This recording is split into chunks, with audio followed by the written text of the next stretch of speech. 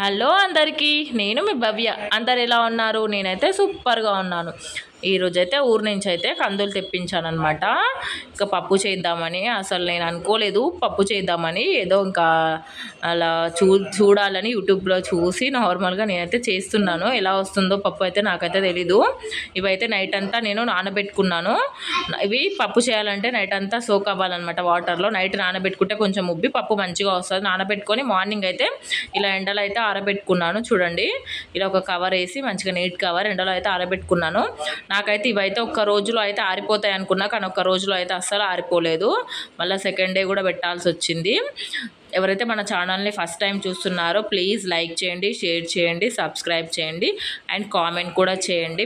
మీరు చేసే కామెంట్ వల్లనే నేను ఇంకా ముందుకెళ్ళగలను. నేను ప్రతి వీడియోలో చెప్తూనే ఉన్నాను. ఇంక ఇలా అయితే చేతులతోనే మధ్య మధ్యలో ఇట్లా కదులుపుకుంటూ ఆరబెట్టుకున్నాను అనమాట. మార్నింగ్ 10:30కి అలా నేను ఆరబెడితే మళ్ళీ ఈవినింగ్ 5కి అలా తీసినా కూడా కొంచెం అయితే పచ్చిగానే ఉన్నాయి. చూడండి, ఈవినింగ్ అయితే చూపిస్తున్నాను. అవైతే ఇంకా పచ్చిగానే ఉన్నాయన్నమాట, ఆరలేదు. ఇంకా నెక్స్ట్ డే ఆరబెట్టుకుందాంలే అనేసి చూడండి, మళ్ళీ నెక్స్ట్ డే అయితే మళ్ళీ చున్నీలో అయితే పోసాను.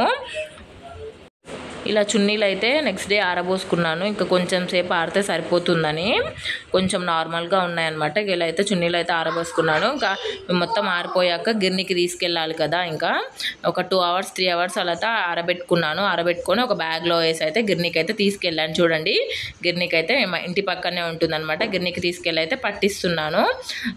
తను అయితే కొంచెం పిండి వస్తుంది గిర్నీలో ఉన్నది, మీరైతే నీట్గా జల్లెడ పట్టుకోండి అనేది చెప్పింది నాకు. ఇంకా నైట్ పిల్లలు ఉంటే ఇంకా చేయనివ్వరు అనేసి నైట్ టైం ఇలా బయట కూర్చొని, ముందు మాది పైన పెంట్ హౌస్ అండి, అందుకని ఇలా అయితే మాకు ఫ్రీ ప్లేస్ ఉంటుంది ముందు అంతా. అందుకని ఇంకా ఇలా కూర్చొని ఇలా అయితే మొత్తం ఆ పౌడర్ చూడండి ఎంత పౌడర్ వచ్చిందో. మొత్తం పిండి అంటది, అందులో ఉన్న స్టోర్ ఉన్న పిండి అంతా ఇలా పప్పు వేసే వరకే వచ్చేసింది అనమాట.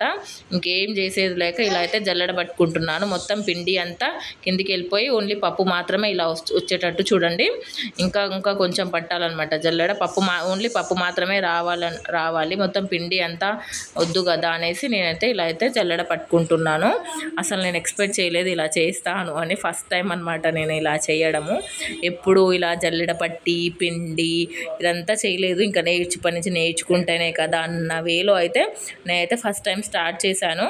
ఓకే, సక్సెస్ఫుల్గా అయితే నేనైతే కంప్లీట్ చేశాను.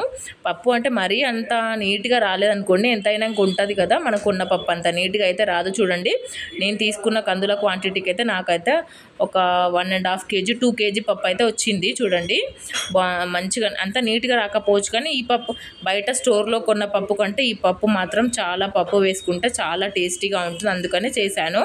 Please subscribe my channel friends.